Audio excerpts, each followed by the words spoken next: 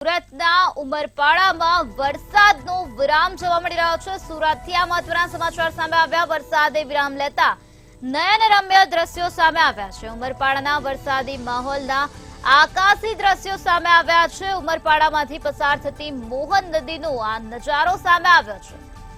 14 inch વરસાદ વરસતા નદીઓ બે કાંઠે વહેતી થઈ હતી। આકાશી દ્રશ્યો અત્યારે સામે આવ્યા છે, જે તમે મંતવ્ય ન્યૂઝની સ્ક્રીન પર નિહાળી શકો છો।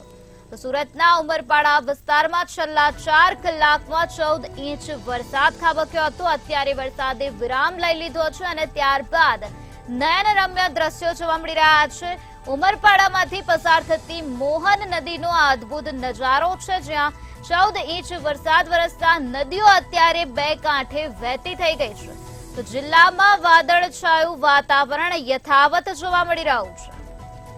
તો આકાશી દ્રશ્યો સામે આવ્યા છે, જે તમે મંતવ્યની સ્ક્રીન પર નિહાળી શકો છો। ઉમરપાડામાં વરસાદી માહોલના આકાશી દ્રશ્યો સામે આવ્યા છે। હજુ પણ વાદળછાયું વાતાવરણ જોવા મળી રહ્યું છે। તો આહલાદક દ્રશ્યો સામે આવ્યા છે।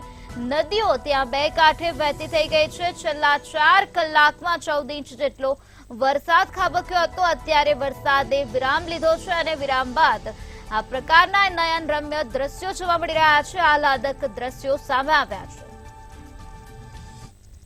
તો આ જ મુદ્દે વધુ માહિતી આપવા માટે આપણી સાથે સંવાદદાતા નલિન જોડાઈ ગયા છે।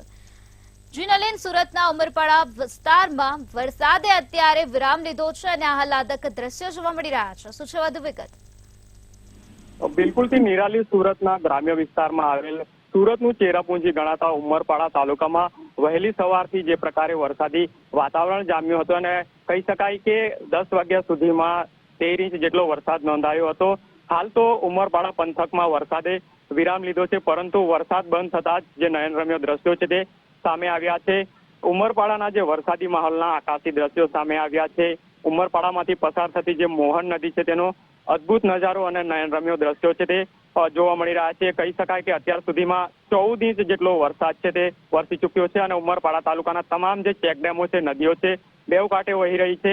હાલ પણ જિલ્લામાં જે વાદળછાયું વાતાવરણ છે તે યથાવત છે, એટલે કહી શકાય કે હજુ પણ વરસાદ વરસી શકે છે। અને જે પ્રકારે વરસાદ વરસ્યો છે તેને લઈ માંડવી અને ઉમરપાડા તાલુકાના 16 જેટલા રસ્તાઓ બંધ થયા છે। કહી શકાય કે ઉમરપાડા તાલુકાના 10 રસ્તાઓ બંધ થયા છે અને વરસાદ બંધ થતા કેટલાક જે રસ્તાઓ છે તે પુનઃ કાર્યરત પણ થઈ ગયા છે। જી નલિન, સમગ્ર માહિતી આપવા બદલ આભાર।